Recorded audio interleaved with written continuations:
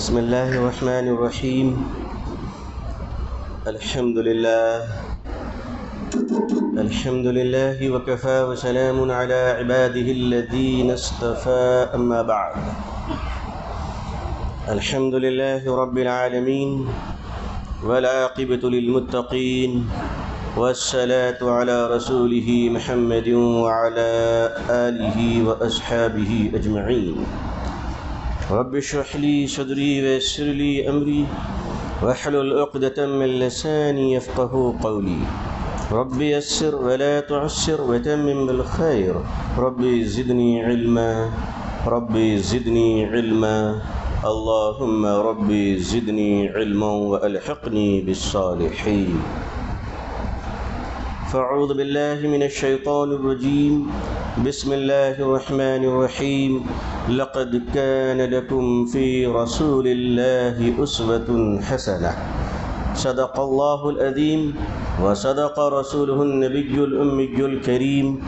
اللهم صل على سيدنا محمد وعطرته بعدد كل معلوم لك. اللهم صل على سيدنا محمد عبدك ورسولك وعلى المؤمنين والمؤمنات والمسلمين والمسلمات. حضرات علماء کرام، بزرگان محترم، نوجوان اسلام، عزیزان گرامی، دیکھنے سے یہ بات محسوس ہو رہی ہے کہ اس مجلس میں ہمارے نوجوان علماء کی تعداد زندہ جاوید ہے ماشاءاللہ. میں زندہ جاوید اس لیے کہہ رہا ہوں کہ مجھے بڑی خوشی ہوئی آج مولویوں کو جیب سے نوٹ نکال کر ہدیہ میں پیش کرتے ہوئے.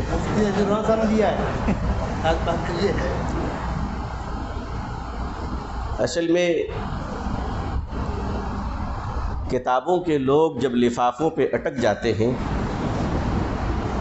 تو کردار مشکوک ہو جاتا ہے. مجھے یہ بات بہت اچھی لگی کہ ہمارے علماء نے کود کود کر ماشاءاللہ پیش کیا، اور میں آپ کو مبارکباد دیتا ہوں کہ آپ نے ایک سنت کو ادا کیا ہے. نعت پڑھنا سنت تو نہیں ہے، لیکن سننا سنت ہے، اور نعت پڑھنے والے کو ہدیہ پیش کرنا یہ میرے آقا کی محبوب سنت ہے صلی اللہ علیہ وسلم. قاری حسان صاحب امید ہے کہ مجھے دعائیں دیں گے. میں مارکیٹنگ ٹھیک کر رہا ہوں ان کی. حالانکہ میرا کوئی کمیشن ایگریمنٹ نہیں ہے، آپ مطمئن رہیں. اللہ کے نبی صلی اللہ علیہ وسلم حضرت حسان بن ثابت رضی اللہ تعالیٰ سے فرمایا کرتے تھے، حسان وہ شعر پڑھو جو تم نے میرے لیے لکھا ہے. وہ پڑھتے تھے. حضور صلی اللہ علیہ وسلم اپنی چادر مبارک کو اتار کر آپ کو اڑا دیا کرتے تھے. حسان کیا بات ہے. تو ہم لوگ اپنے اندر کچھ عادتوں کو لازم کر لیں. ہمارے اکابر علماء موجود ہیں، اور یقین مانیے کہ میں معذرت کے ساتھ گفتگو کر رہا ہوں، مجھے رعایت کرنے کی عادت ذرا کم ہے، تو امید ہے کہ پیشگی طور پر آپ ہمیں معاف کر دیں گے. اور میرے مخاطب بالکل میرے نوجوان علماء ہیں. بزرگوں سے دعا کی درخواست ہے، اور ظاہر ہے کہ ان کی توجہ ہمیں چاہیے. میں اپنے اکابرین اور بزرگوں کی توجہ کا حریص ہوں، اور مجھے پوری زندگی میں جو سبق یاد ہے اس وقت وہ صرف 2 ہی جملے یاد ہیں جو میری والدہ نے مجھے بچپن میں پڑھائے تھے. میں کسی کتاب کے بارے میں آپ سے کوئی دعویٰ تو نہیں کر سکتا کہ مجھے وہ سبق یاد ہے، لیکن میری والدہ کے پڑھائے گئے بچپن میں 2 سبق مجھے آج یاد ہے، اور انشاءاللہ آخری سانس تک یاد رہے گا. اور وہ یہ تھا کہ بیٹا، بادب بانصیب، بے ادب بدنصیب. بالکل میں آج اسی کے گرد و پیش اللہ کی توفیق سے کچھ آپ سے عرض کروں گا. کوئی نصیحت کی بات نہیں ہے. ایک پرانا مریض نئے مریض سے کچھ مفید باتیں کرے گا، اس سے زیادہ کچھ اور نہیں ہے.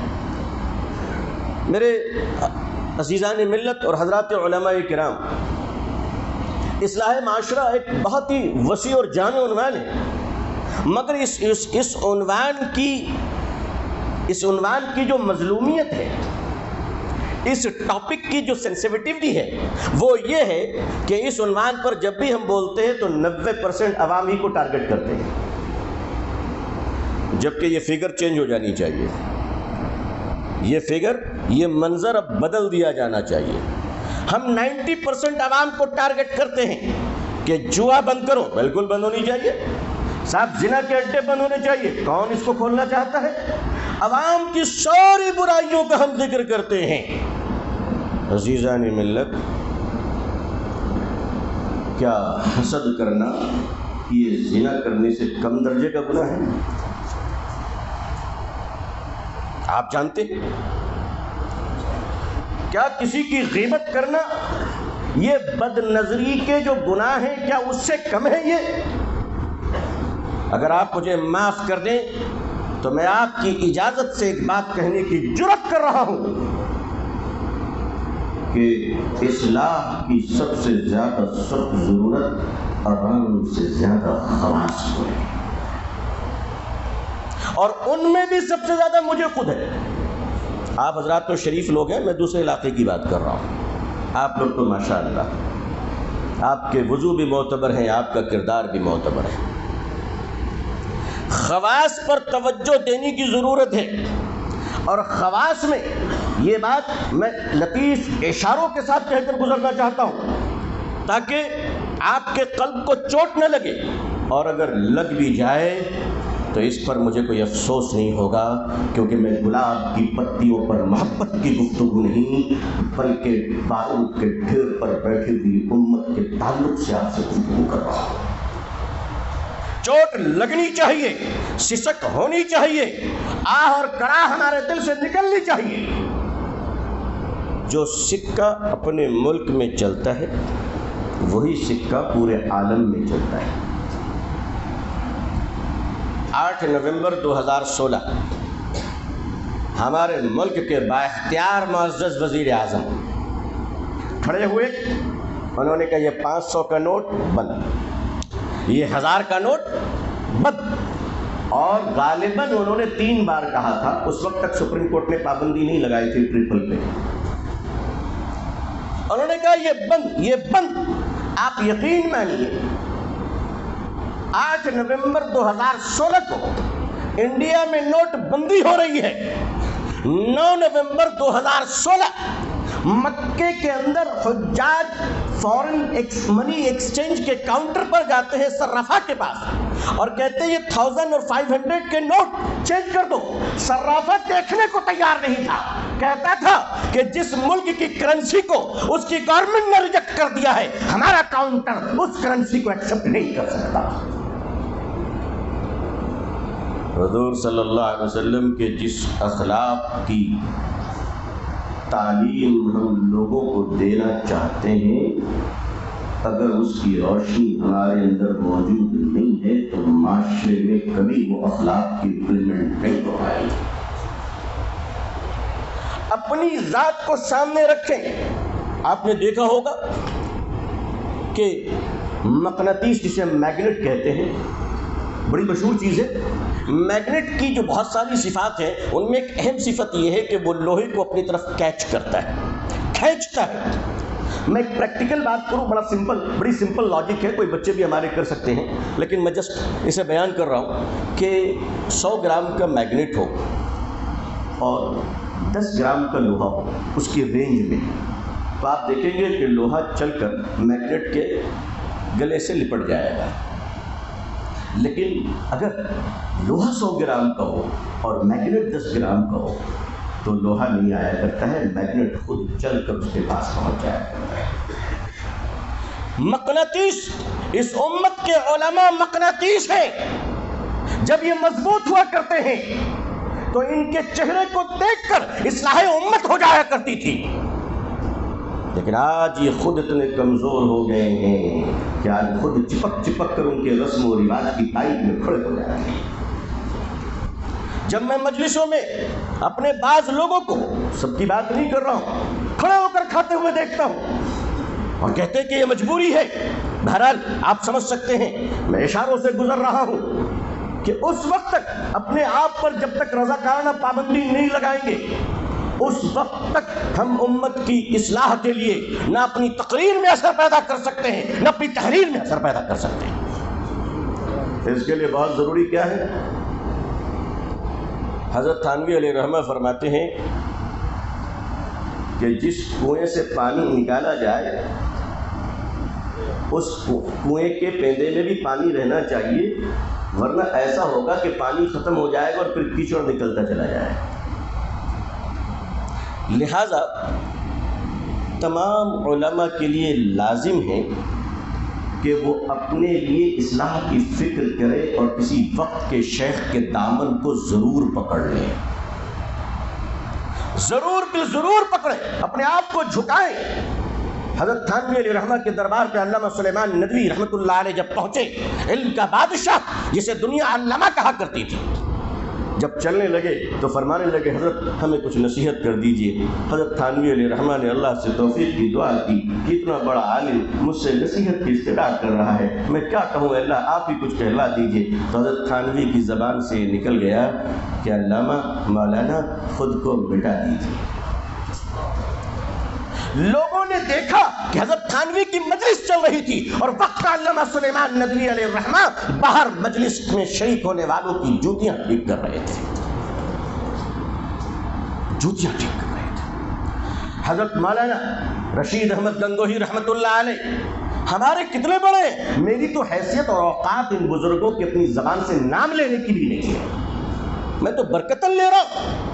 حضرت حدیث کا درس دے رہے ہیں، کھلی فضا میں بارش ہو گئی، طلبہ حدیث کی کتابوں کو لے کر اندر چلے گئے، کوئی ٹپائی لے کر چلے گئے، کوئی چٹائی لے کر چلے گئے، پیچھے سے حضرت گنگوہی تشریف لاتے ہیں، طلبہ کی چپلیں اٹھا کر لاتے ہیں۔ پھر میں حضرت یہ آپ نے کیا کیا؟ حضرت فرماتے آپ سب اپنی اپنی ضرورت کی چیزیں لے کر آ گئے، میں نے سوچا یہ بھی تو ضرورت کی چیزیں میں ہی اٹھا کر لے آیا۔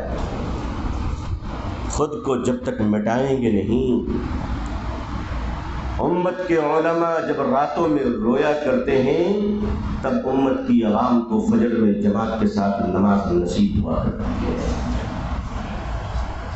تب جا کر اس وقت جو پینڈیمک کا دور چلا اور جس میں 500 سے زیادہ رونے والے علماء دنیا سے تشریف لے گئے، رونے والے تشریف لے گئے، میرے نوجوان علماء میں آپ کو دعوت فکر دیتا ہوں اس ارادے سے کہ آپ بھی شاید رو کر میرے لیے دعا کر دیں۔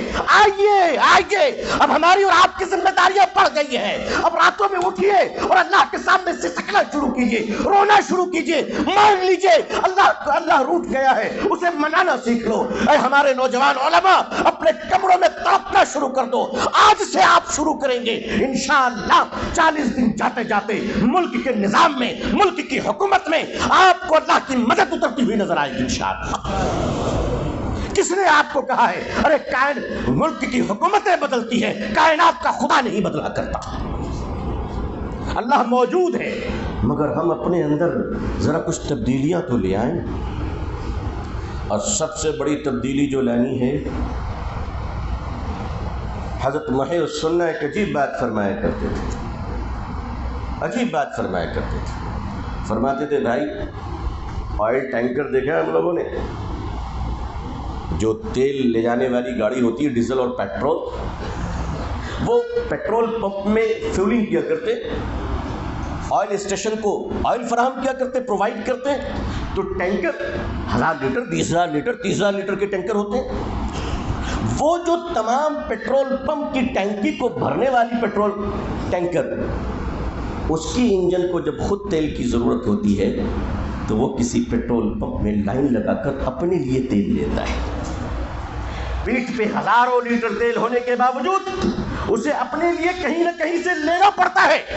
اس لیے اپنے آپ کو فارغ مت سمجھیے، کامل مت سمجھیے، کسی فقیر کا دامن پکڑ لیجئے، بیڑا پار ہو جائے گا انشاءاللہ۔ یوں ہی چل کر نہیں یہ طرز سخن آیا ہے، پاؤں دابے ہیں بزرگوں کے تو فن آیا ہے۔ یہ آپ سے براہ راست عرض کر رہا ہوں کیونکہ آپ مستقبل کی امید ہمارے لیے، ہمارے بڑے اٹھ رہے ہیں جو موجود ہیں، اللہ ان کی عمروں میں صحت کے ساتھ برکت عطا فرمائے۔ عوام اور علماء میں رشتے بہت نازک ہو چکے ہیں، اس وقت بہت نازک ہو چکے ہیں، اور اس کی بنیادی وجہ یہ ہے کہ ہمارا کردار ان کو متاثر نہیں کر پا رہا ہے، ہمارے اخلاق انہیں اپیل نہیں کر پا رہے ہیں۔ لہذا اپنی ذات پر توجہ دیجیے، اور سب سے بڑی توجہ یہ ہے تنہائی کے گناہوں سے بچنے کی اللہ سے توفیق مانگ لیجیے۔ اس وقت جو سب سے خطرناک اور بھینکر برننگ ایشو ہے وہ خواص کا تنہائیوں میں ہونے والے گناہ ہیں۔ عوام کو تو ہے ہی، ہم جانتے ہیں، میں خواص کی بات کر رہا ہوں، میں اپنی بات کر رہا ہوں، آپ کو اچھے ہیں۔ کیا مساجد کے کمرے کا حق ادا ہو پا رہا ہے؟ کیا مدارس میں بیٹھنے والے مدارس کے درسگاہوں میں بیٹھنے والے اس کی پاکیزگی اور طہارت کا حق ادا کر رہے ہیں؟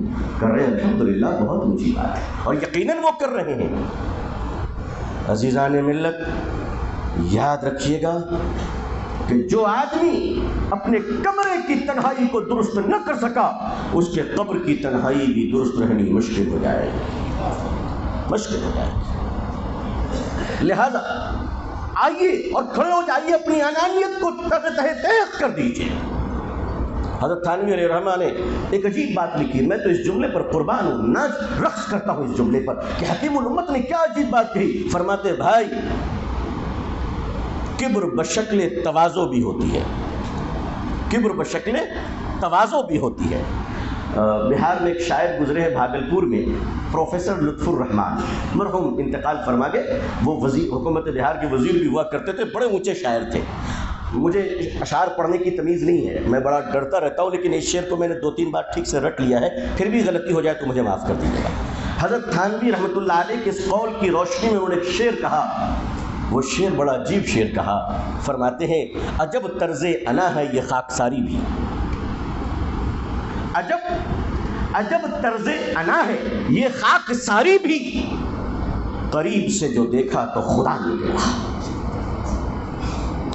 قریب سے جو دیکھا تو خدا نکلا۔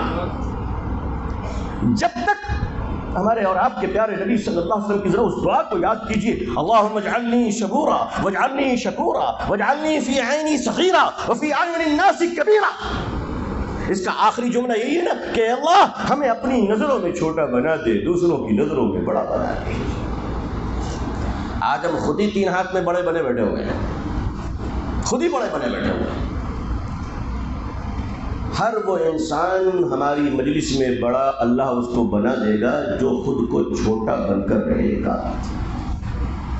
اور وہ ہر انسان راندے درگاہ ہو جائے گا جو خود کو بڑا سمجھ بیٹھے گا۔ یہ طے شدہ امر ہے۔ لہذا ہمارے نوجوان علماء اپنی ذمہ داریوں کو محسوس کریں۔ ہمارے اکابر علماء فرما رہے تھے کہ ہر مسجد میں تفسیر قرآن ہو، الحمدللہ اس سلسلہ شروع ہو جانا چاہیے، مگر تفسیر کرنے والے مفسر کو چاہیے کہ اس رات اللہ کے سامنے ذرا رو لے، اس رات اللہ کے سامنے ذرا رو لے۔ حضرت جنید بغدادی رحمۃ اللہ علیہ راستے سے جا رہے تھے، دیکھا کہ سڑک کے کنارے خواجہ مجذوب حضرت بہلول لیٹے ہوئے ہیں، دیوانے کی طرف پڑے ہوئے ہیں، مٹی میں سر ڈالے ہوئے ہیں۔ فرمایا کہ حضرت خواجہ بہلول ہیں، ذرا ملاقات کر لوں۔ حضرت جنید بغدادی رحمۃ اللہ علیہ کے لوگوں نے، ساتھیوں نے فرمایا حضرت وہ پاگل دیوانہ ہے، وہ عجیب عجیب باتیں کرتا ہے، مل کر کیا کیجیے گا؟ فرمایا نہیں، تم نہیں جانتے ہو، چلو میں ذرا دعا لے لوں۔ جب ملنے گئے تو خواجہ بہلول علیہ رحمہ منہ پھیرے ہوئے دوسری طرف لیٹے ہوئے تھے، پیچھے سے حضرت جنید بغدادی علیہ رحمہ نے فرمایا السلام علیکم، تو ویسے ہی لیٹے لیٹے جواب دیے وعلیکم السلام، کون؟ فرمایا میں جنید ہوں۔ کہا اچھا وہی جنید جو بڑی تقریریں کیا کرتے ہو، بڑی نصیحتیں کیا کرتے ہو، عوام کو بہت سمجھایا کرتے ہو؟ کہا حضرت آتا جاتا کچھ نہیں ہے، اللہ کی توفیق سے کچھ بول لیتا ہوں، حضرت ہمیں کچھ نصیحت کر دیجئے۔ حضرت خواجہ بہلول فرماتے علیہ رحمہ نصیحت کیا نصیحت کروں، کھانے کی سنتیں معلوم ہیں، آداب معلوم ہے، یہ کس کو نہیں معلوم؟ 3 دن میں جو جماعت جاتا ہے بیچارہ اسے بھی معلوم ہے کہ کھانا کیسے کھایا جائے۔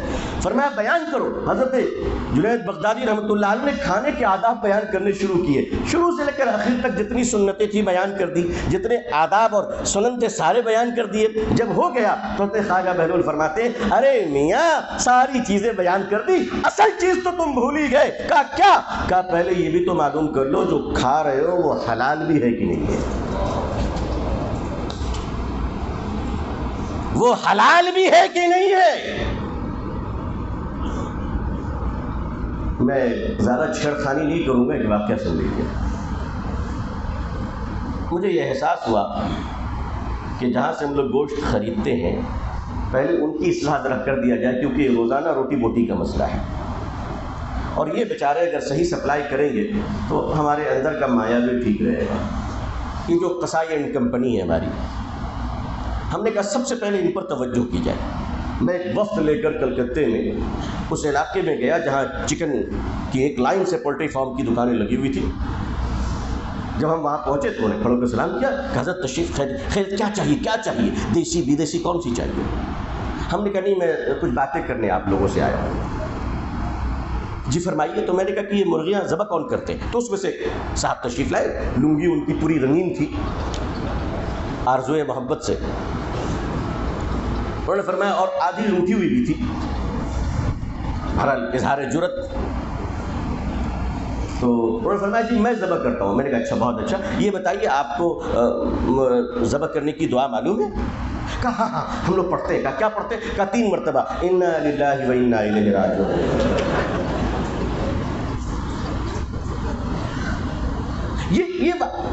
یہ واقعہ ہے۔ بہرحال اللہ کا نام تو لے رہا ہے کسی طرح سے، کسی طرح اللہ کا نام تو لے رہا ہے۔ میں اس پر زیادہ نہیں جاتا، ہمارے اکابر مفتیان کرام اس پر فتوے دیں گے، میری حیثیت نہیں ہے، لیکن بہرحال وہ اللہ کا نام لے رہا ہے، یہ پڑھ رہا ہے انا للہ و انا الیہ راجعون۔ آگے بڑھیے۔ یہ جو بڑے بڑے گوشت کے سپلائر ہیں، بڑے بڑے گوشت بڑے جانوروں کے، ان کا حال یہ ہے، دیکھیے اس تجارت میں اللہ نے بڑی برکت رکھی ہے کیونکہ اس کی ابتدا بسم اللہ سے ہے، لہذا جانور کا گوشت بھی، ہڈیاں بھی، چمڑے بھی، اس کی ساری چیزیں کچھ نہ کچھ ریونیو دیتی ہے اس کو۔ لیکن اس جانور کو جب ذبح کرنے والے لوگ ہیں، ہم حلال کہہ کر لاتے ہیں، ہم حلال گوشت کے طلبگار ہوتے ہیں،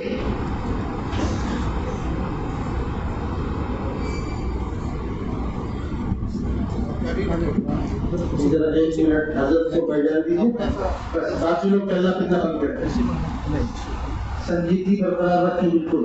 میں کھڑے ہو گیا، آپ کا بیٹھ جائیے، آپ کا بیٹھ جائیے، بس باقی لوگ بیٹھ جائیں، کوشش سائڈ کر دیجیے، پیچھے کر دیجیے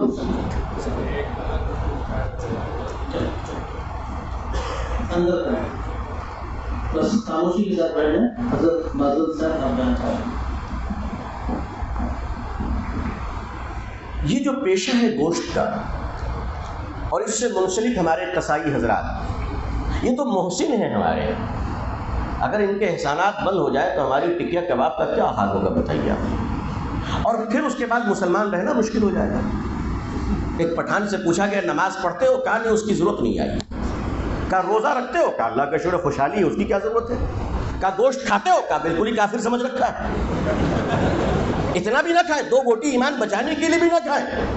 تو کم از کم جو حضرات ہمارے ایمان کی تقویت کے لیے بوٹی سپلائی کر رہے ہیں، بھائی ان کو تو مسلمان بنا لو، ان کو تو مسلمان بنا دیجئے۔ اب وہ ذبح کر رہے ہیں، اب بعض ایسے رات میں شراب پی، صبح میں منہ سے بدبو آ رہی شراب کی، اور وہ ذبح کر رہا ہے، اور وہی گوشت سپلائی ہماری مارکیٹوں میں ہو رہا ہے، اور اسی کمائی سے وہ جوا بھی کھیل رہا ہے۔ اب بتاؤ ایسے کاروبار پہ گورنمنٹ کی نظر نہیں لگے گی تو کسی لگے گی؟ ارے گوشت پہ پابندی تو اسی لیے لگے کہ مسلمان تم کو صحیح سے نہیں مل رہا، اس نے پابندی لگا دیا۔ اس ڈپارٹمنٹ میں توجہ فرمائیے۔ لہذا جو ہمارے نوجوان علماء ہیں، ان کی ذمہ داریاں بہت بڑی ہیں، آپ اصل ہیں، اور اس امت کے آنے والے مستقبل کے اولیاء آپ ہیں، قطب آپ ہیں، غوث آپ ہیں، ابدال آپ ہیں انشاءاللہ۔ آپ بانج نہیں ہیں۔ پہلی صف میں کھڑے ہوئے لوگ دعاؤں کے ساتھ ہاتھ پکڑ کر آج اگر آپ کو آگے نہیں بڑھائیں گے تو کل ان کی قبر پر کوئی فاتحہ پڑھنے والا بھی نہیں ہوگا۔ اس لیے وسعت قلبی کے ساتھ اپنی اس نئی نسل کو تیار کرے، اور ہماری نئی نسل اپنی ذمہ داریوں سے فرار اختیار نہ کرے، اور اپنی اصلاح کے لیے ضرور بالضرور کسی اللہ والے کے دامن کو پکڑ لے، چاہے وہ آپ کے اسٹیٹس کے ہوں یا نہ ہوں، اس لیے کہ اپنی اسٹیٹس کو تو مٹانا ہی یہاں پر مقصد ہے۔ اپنی انانیت انا کو مٹانا ہے، اپنے آپ کو مٹانا ہے، پھر اللہ ایسا چمکائیں گے، اللہ ایسا چمکائیں گے کہ آپ کو بولنے کی بھی ضرورت نہیں پڑے گی۔ آپ کے چہرے کو دیکھ کر لوگ کہیں گے کہ اللہ اللہ، اگر چھوٹے محمد کا یہ حال ہے تو بڑے محمد کا کیا عالم رہا ہوگا صلی اللہ علیہ وسلم۔ امت کے علماء اپنے پیارے نبی صلی اللہ علیہ وسلم اور انبیاء کے وارث ہیں، تو وارث کے اندر وراثت کی خوبیاں تو نظر آنی چاہیے، وہ اخلاق نظر آنا چاہیے کہ میرے آقا صلی اللہ علیہ وسلم کا اخلاق کیا تھا۔ اس وقت ضروری ہے کہ مجھ جیسا ناکارہ اور آپ جیسے اکابرین اور جید علماء نبی پاک صلی اللہ علیہ وسلم کی اخلاق اور سنت کو اپنائے، اور یاد رکھیے گا کہ سنت سے جتنی محبت کیجیے گا اللہ تعالیٰ آپ کو اس عالم میں اتنی محبوبیت عطا فرمائے گا۔ میں نے ایک بار کہا تھا للکارتے ہوئے کہ اس ملک کی حکومت یاد رکھے اور کان کھول کر یاد رکھے کہ اگر قیامت کی اگلی صبح میں بھی اس حکومت ہم سے کہے گی کہ تمہیں وضو بنانے کی اجازت ہے اور وضو میں مسواک کی اجازت نہیں ہے، تو خدا کی قسم ہم تو وضو میں مسواک کی سنت کو بھی ترک کرنے کو تیار نہیں ہے۔ انشاءاللہ ان سنتوں کو کون زندہ کرے گا؟ آپ زندہ کریں گے۔ اور ساتھ ہی ساتھ اس وقت ہمارے علماء کو اس طرح اپنے آپ کو مینٹین کرنے کی ضرورت ہے کہ آپ پر صرف کمیونٹی کو نہیں، کنٹری کو پراؤڈ فیل ہونا چاہیے۔ صرف ملت کو خوشی نہیں، ملک کو بھی خوشی ہونی چاہیے۔ یہ ملک کے علماء ہیں، آپ اس ملک کی قیادت کل تک تو آپ ہی کے ہاتھ میں تھی جناب عالی، کس کے ہاتھوں میں تھی؟ لیکن آج صرف تاریخ کی کتابیں ہم بیان کرتے ہیں۔ کیوں ہماری مائیں باز ہو گئی ہیں؟ کیوں ہمارے ادارے سونے پڑ گئے؟ نہیں، آج وہ کوالٹی اور پروڈکٹ تیار کیوں نہیں ہو پا رہا ہے؟ اس لیے تیار نہیں ہو پا رہا ہے کہ ہم نے اس سبجیکٹ پر غور نہیں کیا ہے کہ اس ملک کی بیوروکریسی کی کرسیاں آپ کا انتظار کر رہی ہیں، اس لیے کہ اس ملک کی عوام 90% سے زیادہ مظلوم ہیں۔ آپ پر اس کی ذمہ داری آتی ہے کہ اس مظلوم کے لیے آپ کھڑے ہو جائیں۔ انصاف کتنا مشکل ہو گیا، رشوت کے بغیر کوئی سننے کو تیار نہیں ہے، کوئی تیار نہیں ہے۔ ملک کی انٹرنل سیکورٹی آج کتنی پرخطر ہو گئی ہے، آپ کو اس کا علم ہونا چاہیے تاکہ آپ جتنا اپنی قوم کے لیے مفید ہوں، جتنے اپنے مسجد کے مصلی کے لیے مفید ہوں، جتنے اپنے مدرسے کے طلبہ کے لیے بھی مفید ہوں، اللہ کرے اتنا ہی ہم اس ملک کے لیے بھی مفید ہوں انشاءاللہ۔ یہ کنٹری ہمارا ہے، یہ ملک ہمارا ہے، ہم نے اس ملک کو صدوں سے آباد کیا ہے۔ اس ملک کی خانقاہوں میں ہمارے صوفیاء نے اللہ کے ذکر سے اس ملک کو آباد کیا ہے، اتنا آسان نہیں ہے۔ لہٰذا آپ یہ اعلان کر دیجئے، اور میں نے کئی بار حکومت سے کہا ہے کہ اگر چائنا سے خطرہ ہو بھارت کو یا پاکستان سے خطرہ ہو بھارت کو اور آپ کو ہماری ضرورت ہو تو ایک بار ہمارے مدرسوں کو آواز دینا۔ آج بھی ہمارے مدارس اپنے بچوں کو سر پہ کفن پہنا کر سرحدوں پہ پہنچانے کو تیار ہیں، لیکن اپنی بات کو رکھنے کے لیے جرأت پیدا کیجیے، اور جرأت کے لیے صلاحیت کی نہیں کردار کی ضرورت ہوتی ہے۔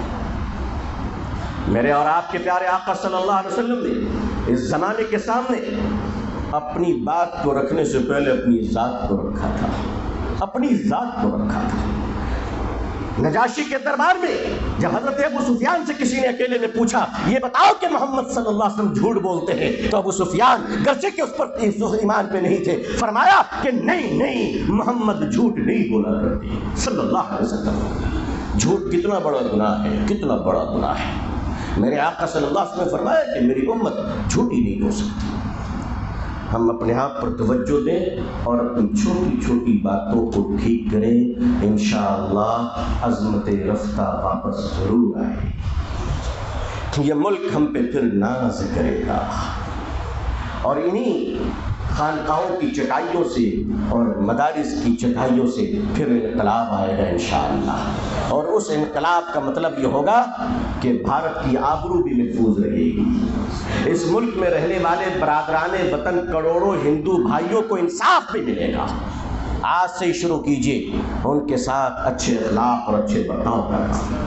ہمارے علماء جب راستے میں چلے اور کوئی دوسرے مذہب کا آدمی نظر آئے، رک کر انہیں آداب کیجیے۔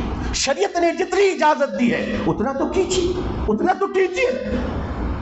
میں نے آپ نے دیہاتوں میں دیکھا ہوگا،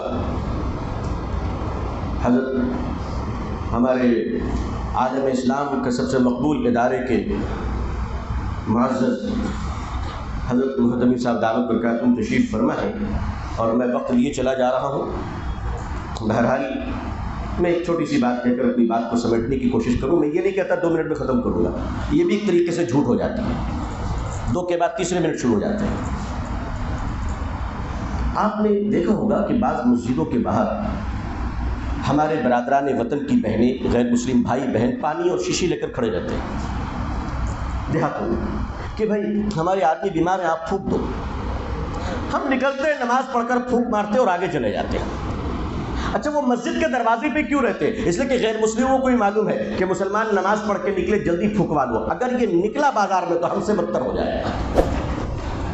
یہ 5 منٹ کے لیے ذرا دیندار ہے, 5 منٹ کے لیے. بھائیو, قیامت کے دن اگر اللہ نے ہم سے پوچھ لیا کہ میرے بندے اور بندی مسجد کے دروازے تک پہنچ چکے تھے, 20 سال تم نے پانی میں دم کیا, اندر بلایا نہیں کبھی, تالیف قلب کا کام کیجیے. یاد رکھیے گا, نفرت تقریروں سے نہیں, محبت سے ختم ہوا کرتی ہے. اس زمین کا سب سے خوبصورت پودا محبت ہے, اور محبت کے پودے زمین پر نہیں, انسان کے دلوں پہ اگا کرتے ہیں. آپ اس نفرت کا مقابلہ محبت سے کر سکتے ہیں. اپنی مسجدوں میں جب تقریر کیجئے تو خیال رہے کہ مائک کی آواز سے حاجی صاحب نہیں سن رہے, پٹیل صاحب بھی سن رہے ہوں گے. ہماری زبانوں سے کوئی ایسے جملے نہ نکل جائیں جو ان کے لیے تکلیف کا سبب ہو اور دین سے دور ہو جائے. اس ملک میں برادران وطن آج بدقسمتی سے 33 کروڑ خدا تک پہنچ گئے. 33 کروڑ خدا تک. ہماری بدقسمتی یہ ہے کہ ہم ان کے سامنے اپنے ایک خدا کا تعارف نہیں کرا سکے. ایک خدا کا تعارف نہیں کرا سکے. اس کے لیے کردار کی ضرورت ہے. ہمارے اپنے اخلاق اور ہمارا کردار ہی ہمیں ان کے سامنے پیش کر سکتا ہے. اللہ سے دعا کرتا ہوں کہ اللہ تعالیٰ سب سے پہلے تو مجھے نیک اور صالح بنائے, اور اپنے فضل و کرم سے اللہ اسلام کے زندگی ایمان پر موت نصیب فرمائے. میں آپ سب کے لیے دعا گو ہوں, اپنے اکابرین کے لیے دعا کرتا ہوں کہ اللہ تعالیٰ صحت عافیت سلامتی کے ساتھ ان کی عمروں میں خوب برکتیں عطا فرمائے. اللہ مدارس خانقاہ اور مساجد کی حفاظت فرمائے, وہاں سے خیر کی آوازوں کو بلند فرمائے. اللہ پوری دنیا میں ہم سب کو اسلام کی عزت دیکھنا نصیب فرمائے. اقوام عالم اور اہل ہندوستان کے دلوں میں اللہ اسلام کے لیے اور مسلمانوں کے لیے جذبہ محبت و احترام پیدا فرمائے. اللہ ہمارے ملک بھارت میں امن اور شانتی عطا فرمائے. یہاں رہنے والے تمام ذات برادری اور مذہب کے لوگوں کے درمیان بھائی چارگی عطا فرمائے, اچھے اخلاق عطا فرمائے. اللہ تعالی ہمیں اور آپ کو اور پوری امت مسلمہ کو عزت, عافیت, سلامتی, خیر, خوشحالی, صحت و تندرستی کے ساتھ اسلام پہ زندگی, ایمان پر خاتمہ نصیب فرمائے. آمین یا رب العالمین. آخر دعوانا الحمد للہ رب العالمین, والسلام علیکم ورحمۃ اللہ وبرکاتہ.